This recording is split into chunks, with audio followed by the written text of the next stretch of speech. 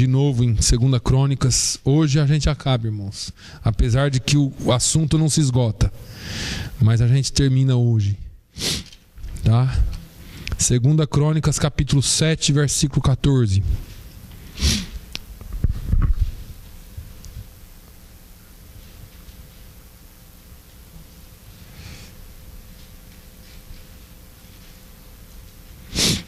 Vocês já estão quase sabendo de cor esse versículo, né? 2 Crônicas 7,14 diz assim: e se o meu povo, que se chama pelo meu nome, se humilhar e orar e buscar a minha face e se converter dos seus maus caminhos, então eu ouvirei dos céus e perdoarei os seus pecados e sararei a sua terra. Amém? Nós já falamos aqui por algumas semanas sobre ser povo de Deus, ser chamado pelo nome de Deus. Falamos sobre o ato de se humilhar na presença de Deus e orar, a importância da oração na vida do crente.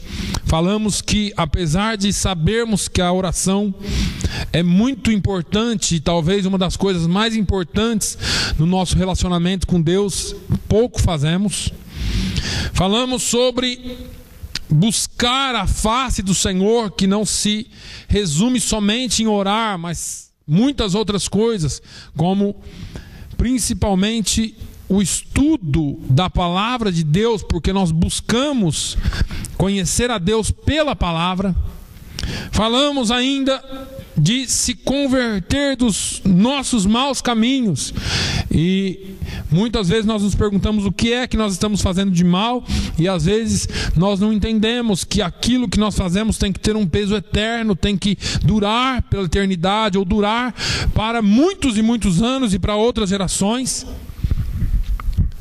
E hoje eu quero falar de um Deus que ouve as nossas orações, falar de um Deus que, quando ouve, Ele não fica parado, Ele nos perdoa os pecados e Ele sara a nossa terra. Quando eu leio na palavra de Deus alguns relatos, principalmente quando nós falamos de Elias, quando Elias confronta aqueles 850 profetas, 450 profetas de Baal e mais 400 de Azera, no Monte Carmelo, e eu imagino essa palavra aqui quando eu penso nesse ocorrido com Elias, porque eles fazem ali um acordo. Elias fala: olha, nós vamos clamar ao nosso Deus, eu clamo ao meu e vocês clamam aos seus deuses. O Deus que eu ouvi responder com fogo, esse é o Deus verdadeiro. E ele diz: vocês vão clamar desde agora de manhã até o meio-dia, e depois do meio-dia eu vou clamar. E foi acertado assim. Aqueles 850 homens começaram ali os seus sacrifícios, montaram os seus altares, colocaram ali as suas oferendas, começaram então a cantar e pular e dançar e orar para o seu Deus. Mas o tempo foi passando, e parece que Deus não ouvia as suas orações. E chegou um momento da manhã, perto do meio-dia, que eles começaram a se mutilarem. E escorria sangue. E eles gritavam. E Elias falou: olha, grite mais alto. Talvez o seu Deus esteja em alguma viagem.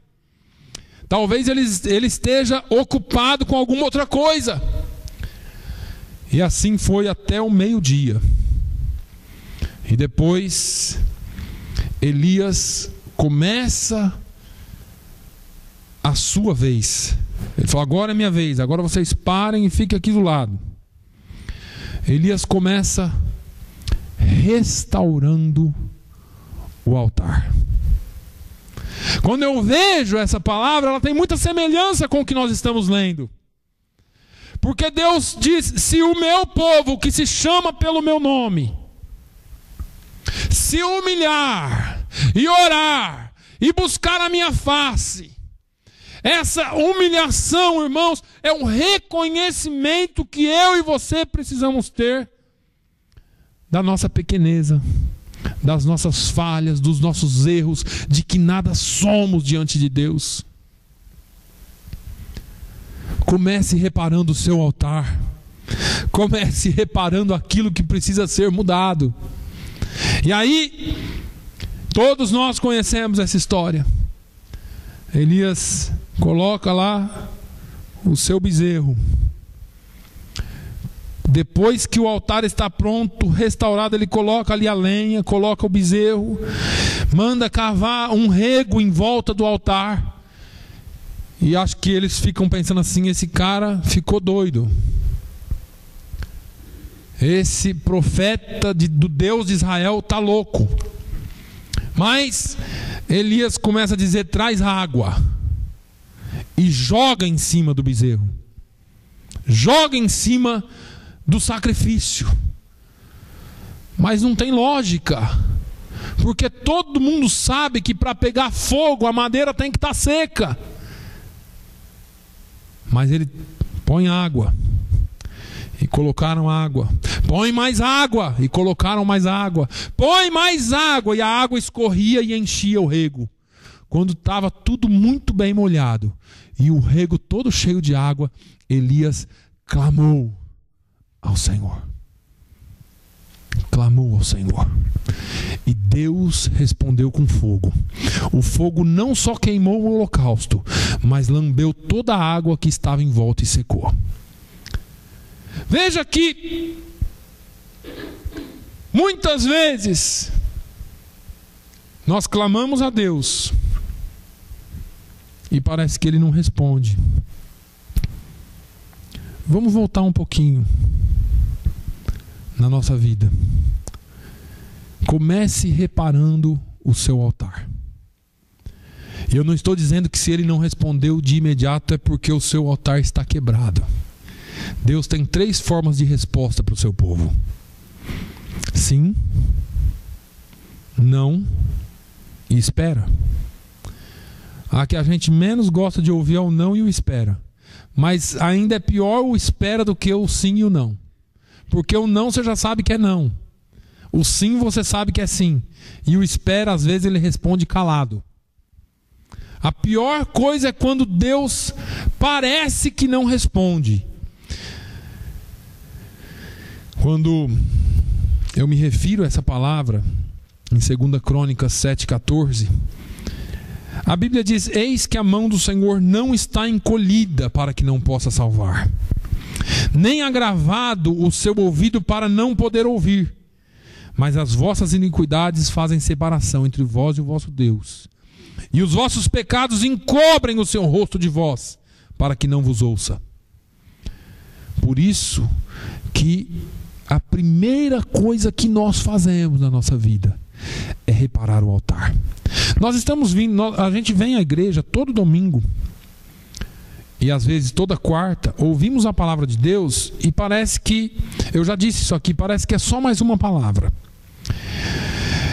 Nós precisamos ter uma atitude com a palavra de Deus. Eu acho que todas as vezes que nós entramos na igreja e ouvimos a palavra de Deus, já viram aquelas pessoas que falam assim: nossa, o fulano tinha que estar aqui, aquela palavra foi para ele. Não foi, era para você, era para mim, porque nós estamos aqui. Agora, qual é a nossa atitude em relação à palavra? No que é que essa palavra tem a ver comigo? Onde se aplica na minha vida? Vamos voltar um pouquinho na nossa vida. Espera aí, o meu altar está reparado diante de Deus. Eu posso sacrificar em cima desse altar com tranquilidade, porque ele não vai cair, não está quebrado. Nós já vimos, quando falamos de oração, o quanto Deus se importa com as nossas orações e com as nossas súplicas. Deus tem prazer na vitória dos seus filhos. Deus tem prazer na sua vitória. Não pense que você serve um Deus que é distante, que fica olhando de longe, dizendo: não sei não se eu vou dar ou não dar, não sei se eu vou fazer ou não vou fazer. Deus sabe o que é melhor, você só vê agora. Você só vê o que você consegue ver. Deus vê o futuro, Deus vê o passado. Deus faz um combinado de tudo aquilo que você foi e é, da forma como Ele te criou e te moldou, para que no futuro as coisas tenham o resultado certo. Nós olhamos só agora. João 9,31 diz: ora, nós sabemos que Deus não ouve a pecadores, mas se alguém é temente a Deus e faz a sua vontade, a esse ouve. João 5,14 diz: e esta é a confiança que temos nele, que se pedirmos alguma coisa segundo a sua vontade, ele nos ouve. 1 João 5,14, desculpe. Veja que a primeira palavra em João 9,31 diz que Deus não ouve a pecadores. Você vai falar assim: então Ele não me ouve. Eu peco todo dia. Olha, eu sempre tenho meus problemas. Só que quando você tem Jesus, eu já disse para você que o olhar de Deus para você é através da graça dele. Você e eu não temos condições de sermos justos por nós mesmos. Jesus se fez maldição para que você fosse justificado. Jesus morreu na cruz, um maldito símbolo do erro, do pecado, de tudo que não presta, para que você tivesse vida, para que eu tivesse vida. Agora em 1 João 5,14, o mesmo João escreve: olha, segundo a sua vontade, Ele nos ouve. Não é que Ele só ouve quando Ele tem vontade. João está dizendo aqui: olha, Ele ouve e segundo a sua vontade Ele vai agir. Segundo o seu querer Ele vai fazer. Irmãos, por isso que Jesus deixou um modelo: seja feita a tua vontade, assim na terra como no céu. Não é segundo a minha vontade, não é segundo o que eu quero, porque nós pedimos muitas coisas para Deus e às vezes essas coisas não virão. Agora, Salmo 51:17, que eu sempre cito aqui: os sacrifícios para Deus são o espírito quebrantado. A um coração quebrantado e contrito não desprezarás, ó Deus. Como que nós temos que chegar na presença do Senhor? Humilhados, sabendo que Ele é Deus e nós somos servos. Sabendo que Ele nos fez ovelhas do seu pasto e não nós. Quando nós invertemos essa posição, ou tentamos inverter, Ele não nos despreza se nós fizermos certo. Ou quando nós, na verdade, invertemos, dá a impressão que Ele não ouve, dá a impressão que Ele não está nem aí para a gente. Porque existe doutrinas do determinismo. Eu determino em nome de Jesus que essa muralha vai cair. Eu determino, eu declaro, Nós não podemos, irmãos. A Bíblia diz no livro de Zacarias que Zacarias, quando enfrentava todo aquele problema de mornidão, vestes sujas,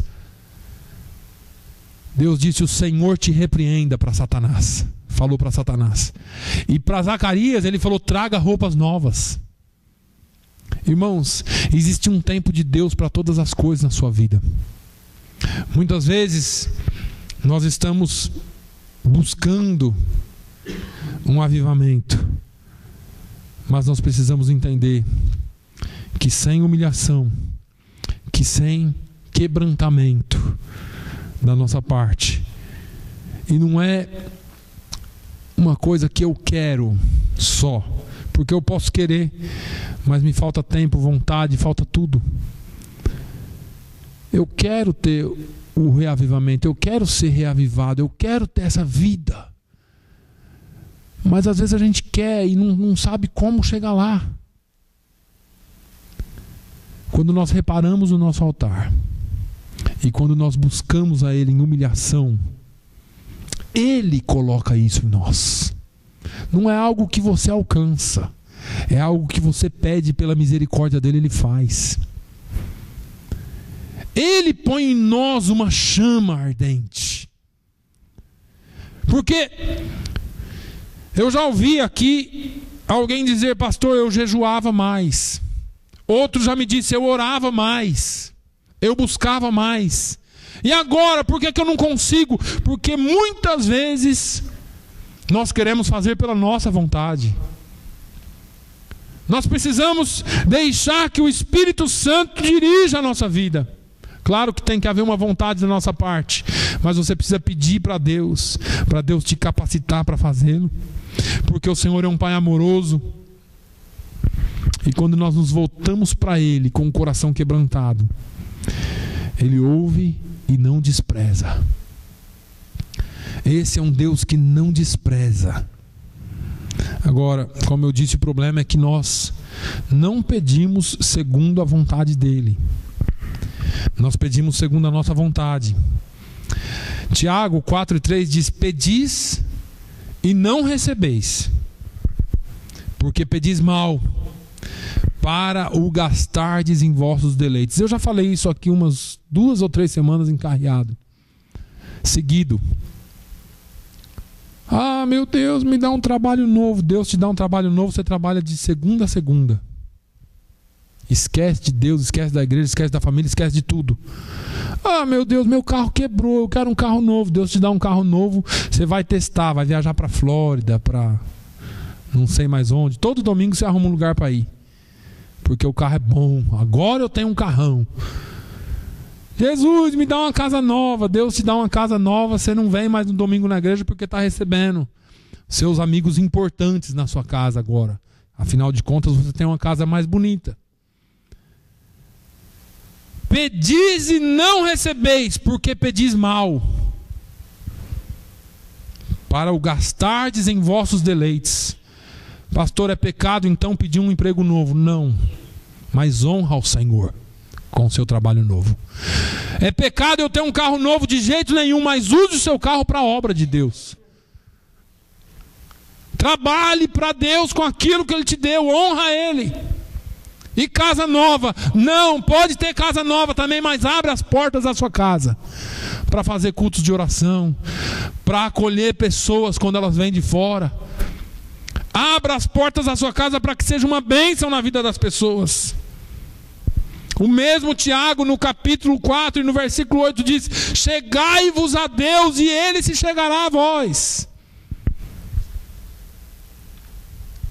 Depende do nosso passo. Deus está falando: se o meu povo, que se chama pelo meu nome, aí vem o que você tem que fazer, o que eu tenho que fazer em primeiro lugar: se humilhar e orar e buscar a minha face e se arrepender dos seus maus caminhos, aí vem a parte dele. Mas é cumprimento da palavra: chegai-vos a Deus e Ele se chegará a vós. Eu já disse aqui para vocês, é uma via de 2 mãos. Eu vou em direção a Deus, Ele vem em minha direção. Já viu aquela expressão da pessoa que espera cair tudo do céu? Deita na rede. É o baiano, né? Lá no Brasil. Deita na rede e fica esperando. Fica esperando. Então, o baiano, o paulista vê o baiano na rede lá e fala para ele: ô baiano, preguiça é pecado, rapaz. Ele fala: inveja também.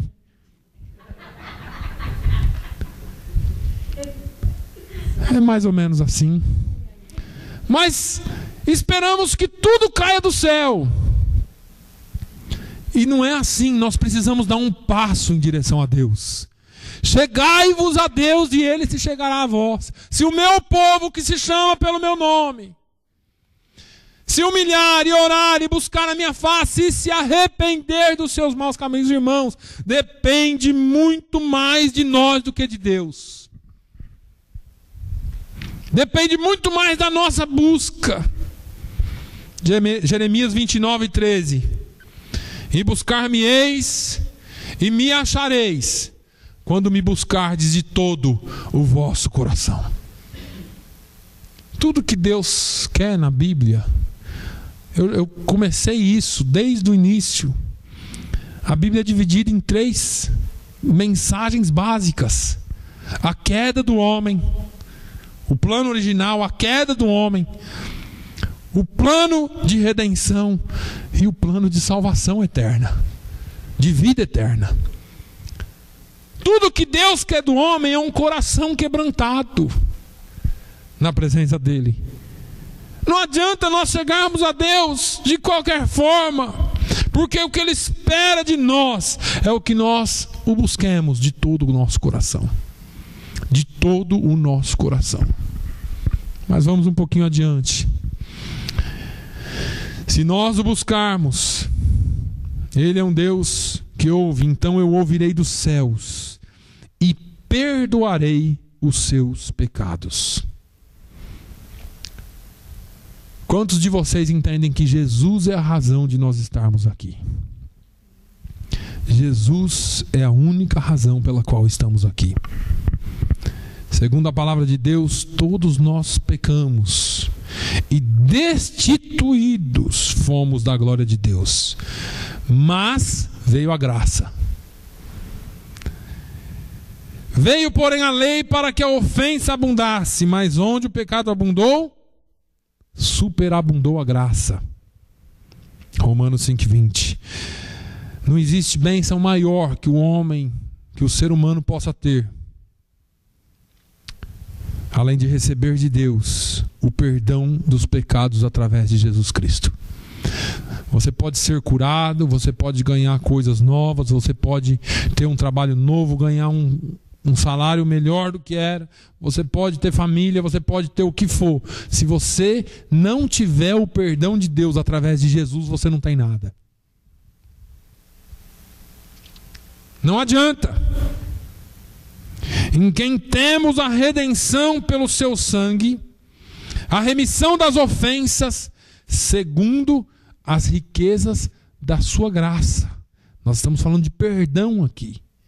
E perdão para nós é um negócio tão difícil de entender, irmãos. E o diabo parece que ele pisa em cima das pessoas por causa disso. Por causa da nossa dificuldade em perdoar, nós achamos que Deus tem a mesma dificuldade em perdoar. E nós não entendemos muitas vezes o sacrifício de Jesus na cruz, que já nos perdoou. Basta nós confessarmos os nossos pecados. Mas o diabo fica assim: errou de novo, hein? Ei, você não tem jeito não. Você não tem jeito, pecou de novo. Você é ruim, rapaz. Você é ruim, mulher. Pecou, errou. Mas a graça é abundante, porque onde abundou o pecado, superabundou a graça. E eu volto um pouquinho. Isso não é licença para pecar. Mas João disse que se pecarmos, temos um advogado diante de Deus, à destra do Pai. Graça é favor imerecido. E só através de Jesus que temos acesso a Deus. Através de Jesus, Deus te perdoou. Te deu uma nova esperança de vida e paz eterna. Muitos estão presos ao passado. Muitos estão presos ao seu pecado antigo. Há coisas, talvez, que você não entende ainda. Mas a Bíblia, como eu disse aqui em 1 João 1:9 até o 2:1, se confessarmos os nossos pecados, Ele é fiel e justo para nos perdoar os pecados e nos purificar de toda injustiça. Se dissermos que não pecamos, fazemo-lo mentiroso, e a sua palavra não está em nós. Meus filhinhos, essas coisas vos escrevo para que não pequeis. E se alguém pecar, temos um advogado para com o Pai, Jesus Cristo justo. É interessante que eu comecei citando aqui a semana passada, quando o irmão Tony falou essa palavra, João 14,6, disse-lhe Jesus: eu sou o caminho, e a verdade e a vida. Ninguém vem ao Pai senão por mim. E eu fiz na minha cabeça, eu não sei se eu vou conseguir traduzir isso para os irmãos, mas depois eu estava pensando em Hebreus, quando diz: segui a paz com todos e a santificação, sem a qual ninguém verá o Senhor. Hebreus 12, 14. E a pergunta que eu faço para você, e você tem a resposta para essa pergunta na ponta da língua: você acha que você pode ser santo ou santificado suficientemente para entrar no céu por conta própria? Ninguém pode. Claro que nós não podemos. Santificação só nos é dada através de Jesus, que é o caminho, a verdade e a vida. E sem essa santificação, ninguém verá o Senhor. O que as pessoas não entendem é que elas acham que, uma vez que tem Jesus, podem viver a vida de qualquer jeito.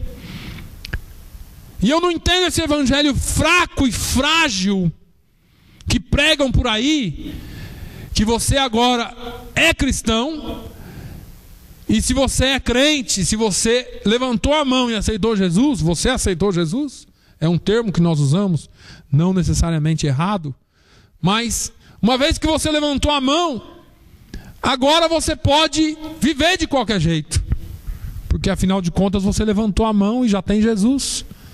E aí você pode viver a sua vida do jeito que você quiser, fazendo o que você quiser, e no futuro as coisas vão acontecendo. Você vem para o domingo, vem para a igreja, durante a semana você vive de qualquer jeito. Enquanto que o evangelho apresentado por Jesus exige renúncia, exige libertação, exige transformação, exige conversão, mudança de atitudes. Algo que mudaram o evangelho. O evangelho de Jesus é apresentado através da cruz.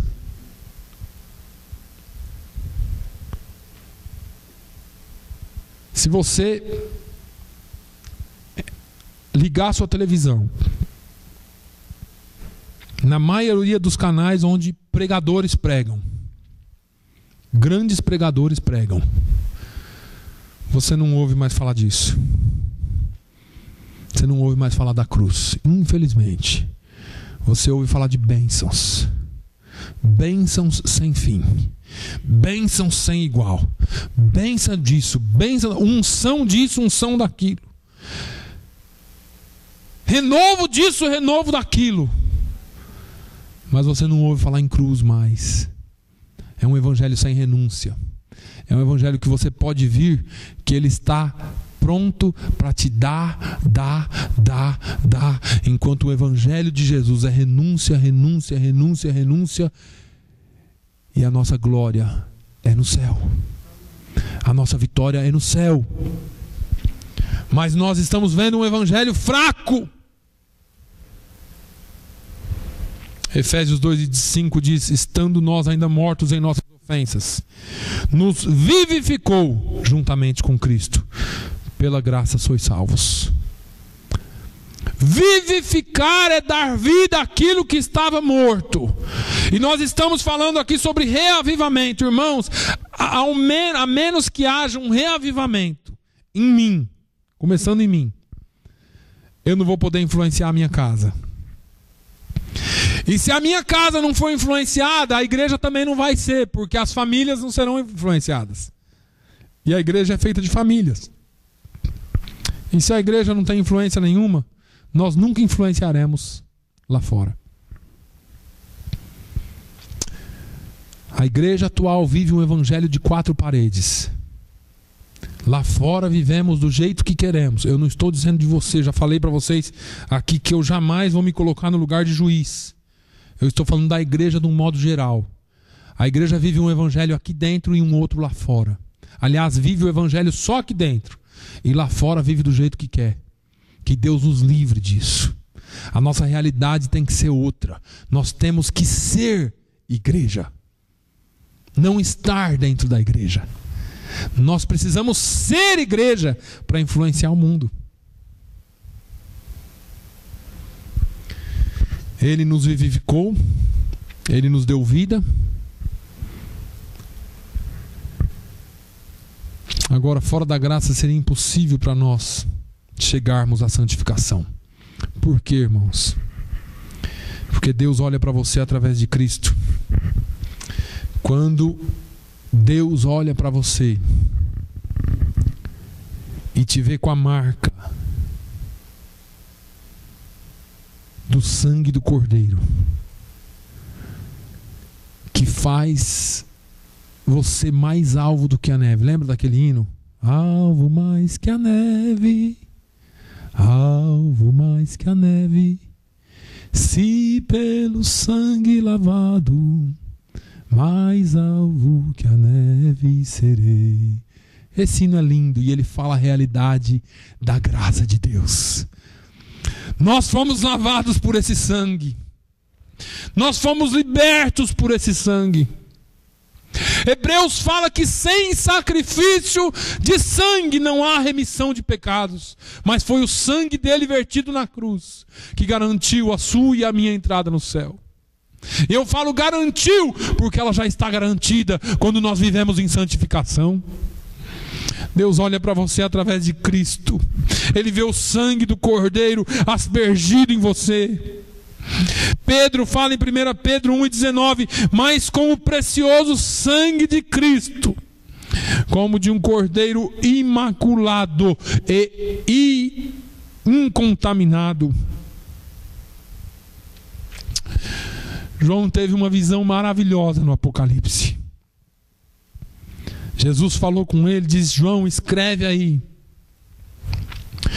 Em Apocalipse 12:11, João escreveu: e eles o venceram pelo sangue do Cordeiro e pela palavra do seu testemunho, e não amaram as suas vidas até a morte.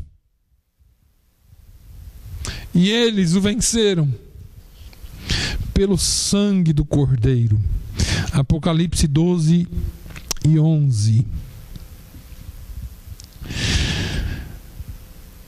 Falando sobre a mulher e o dragão, que tem simbolismos aqui sobre igreja, sobre diabo, sobre várias coisas. Mas a Bíblia diz que venceram pelo sangue do Cordeiro, pela palavra do seu testemunho, e não amaram as suas vidas até a morte. Apocalipse 7,14. E eu disse-lhe: Senhor, tu sabes. E ele disse-me: estes são os que vieram da grande tribulação e lavaram as suas vestes e a branquearam no sangue do Cordeiro. Sangue era para manchar, mas esse sangue nos faz limpo mais que a neve. Esse sangue nos faz puros de novo. Quando Deus olha para você, Ele não vê o seu pecado, Ele vê o sangue do Cordeiro. Todas as vezes que você confessa o seu pecado, é como se o sangue passasse uma borracha em cima do seu pecado e te fizesse limpo de novo. Sararei a sua terra. A terra está doente, irmãos. Nós clamamos por um reavivamento. Nós clamamos por algo maior, mas essa terra está doente. E eu vou te dizer por quê. Porque nós temos sido omissos. A igreja do Senhor tem sido omissa, e nós nos incluímos nela. Se estivéssemos cada um de nós fazendo o que é necessário como filhos de Deus, a terra estaria sadia. Existe um ditado popular que quem poupa o lobo sacrifica a ovelha. Quem poupa o lobo sacrifica a ovelha. E isso é verdade, porque a igreja aceitou tudo o que foi imposto pelo mundo. Tudo. Moldamos-nos à maneira do mundo. E eu não me canso de citar Romanos 12:1 e 2.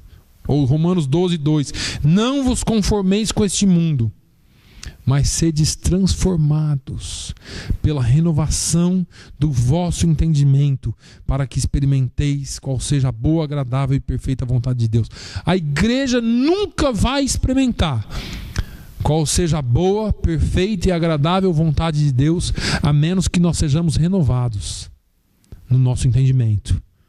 A menos que nós passemos a repudiar aquilo que o mundo oferece para nós. Irmãos, nós comemos o prato do mundo todo dia. Todos os dias, através da televisão, através da internet, através de muitas outras coisas. E eu digo, nós comemos.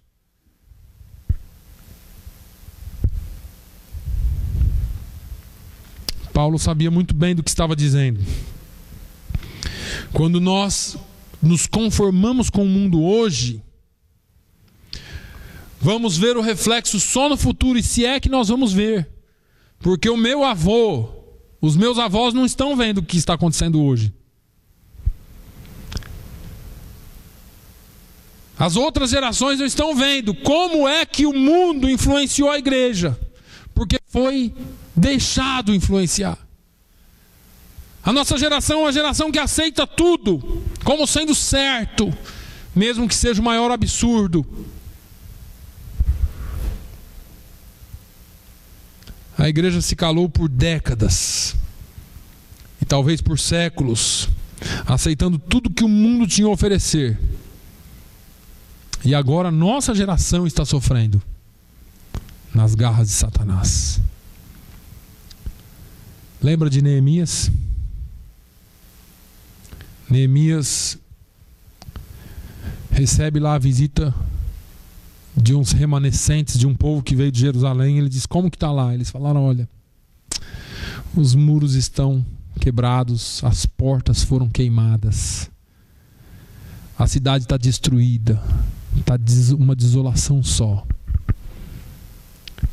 E sucedeu que, ouvindo eu estas palavras, assentei-me e chorei, e lamentei por alguns dias, e estive jejuando e orando perante o Deus dos céus. E disse: ah, Senhor Deus dos céus, Deus grande e terrível, que guarda a aliança e a benignidade para com aqueles que o amam e guardam os seus mandamentos. Estejam, pois, atentos os teus ouvidos e os teus olhos abertos para ouvires a oração do teu servo, que hoje eu faço perante ti, dia e noite, pelos filhos de Israel, teus servos. E faço confissão pelos pecados dos filhos de Israel, que temos cometido contra ti. Também eu e a casa de meu pai temos pecado. De todo nos corrompemos contra ti, e não guardamos os mandamentos, nem os estatutos, nem os juízos que ordenastes a Moisés teu servo. Está lá em Neemias, capítulo 1.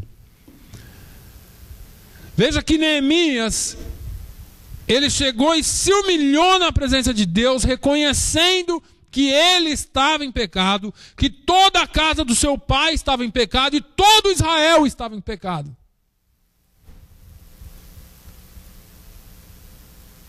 Nossas orações são egocêntricas.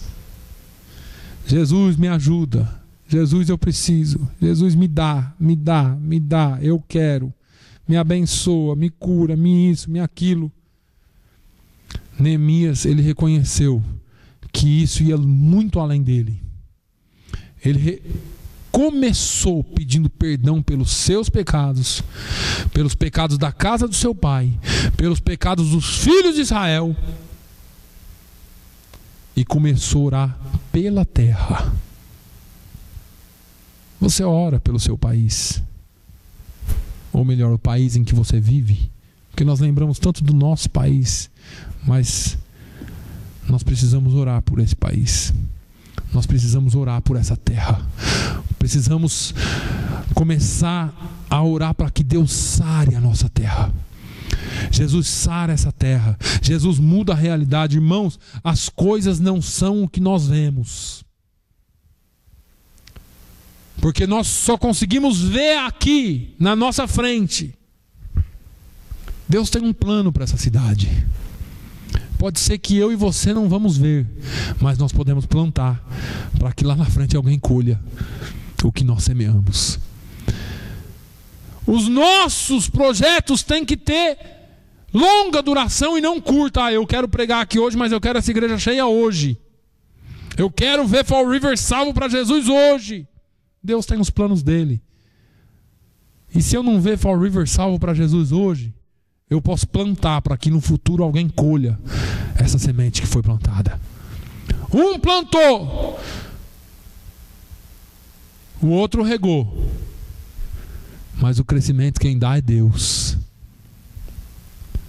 Nós precisamos trabalhar com a palavra de Deus e não com aquilo que essa geração micro-ondas nos prega. Tem que ser agora. Se a sua igreja não estiver grande, você é um derrotado. Se você não tiver 1000 membros, é porque tem alguma coisa errada. Claro que tem. Tem alguma coisa errada com essa geração que pensa que é tudo assim. Ah, não, a minha vitória tem que ser agora. É a geração do determinismo, do já, do agora, do eu mando e Deus obedece. Neemias foi até a presença de Deus. Senhor, nós nos corrompemos. Nós não guardamos os seus estatutos, os seus mandamentos. Nós pecamos contra ti. Eu acho que é tempo da igreja atual tomar a mesma atitude que Neemias teve. Pedir perdão pelos nossos pecados, pelos pecados da nossa casa e da igreja. Não só agora, mas o que a igreja deixou de fazer no passado. Para que Deus tenha misericórdia de nós. Quem sabe Ele nos ouve e nos atende e sare a nossa terra. Eu clamo a Deus para que Ele sare a nossa terra. Ainda que nós tenhamos sido omissos até aqui, ainda que a igreja foi omissa no ensinamento e na pregação da palavra até aqui, eu não estou acusando as pessoas. Eu estou dizendo que o mundo foi entrando devagarinho e ao invés de influenciar, nós passamos a ser influenciados. Sabe por quê? Nós nos achamos muito inteligentes hoje.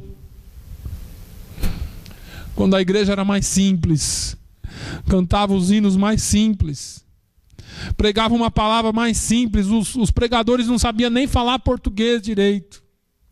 Nós foi na vigília, nós voltemos. Mas quando eles abriam a boca tinha unção, porque as coisas eram mais simples. Não se exigia tanto das pessoas, mas exigia uma vida pura de dedicação na presença de Deus. Hoje os pastores têm que ser estudados, têm que ter conhecimento. Eu não estou pregando contra isso, mas muitas vezes nós perdemos muito tempo atrás de coisas que poderíamos estar gastando na presença de Deus, em humilhação e na nossa simplicidade de clamar para que Deus salve e sare a nossa terra. Se você quer ver vidas salvas neste lugar, se você é um dos que tem um real e ardente desejo de ver vidas se rendendo aos pés de Jesus, se você é um dos que tem desejo de ver esse lugar, essa cidade liberta do peso do pecado, é tempo de nós nos voltarmos a Deus, nos humilharmos, buscar a sua face, pedir perdão pelos nossos pecados, andarmos nos seus caminhos, e nós vamos ver. E se nós não vermos, nossos filhos verão uma grande salvação nesse lugar. Ansiamos tanto pela volta de Jesus. Jesus tem que voltar. Jesus tem que voltar. Jesus tem que voltar. Irmãos, quantas vidas estão perdidas, inclusive de familiares nossos. Nós podemos dizer, ora vem Senhor Jesus, mas eu quero te dizer, não Jesus, segura mais um pouquinho, salva mais vidas, salva mais vidas, eu quero ver mais vidas salvas. No nosso egoísmo, nós ficamos pedindo para que Ele volte. Volte Jesus, volte logo, tudo bem, eu quero, mas eu quero ver minha família toda salva. Eu quero ver meus amigos todos salvos. Eu quero ver essa igreja ainda cheia de gente salva. Não de pessoas que vêm buscar bênção, mas de pessoas que entendam o seu papel na obra de Deus. Pessoas que entendam que nós estamos aqui para trabalhar e para servir a Deus. As bênçãos nos acompanharão. Faz a obra de Deus que as bênçãos te acompanharão.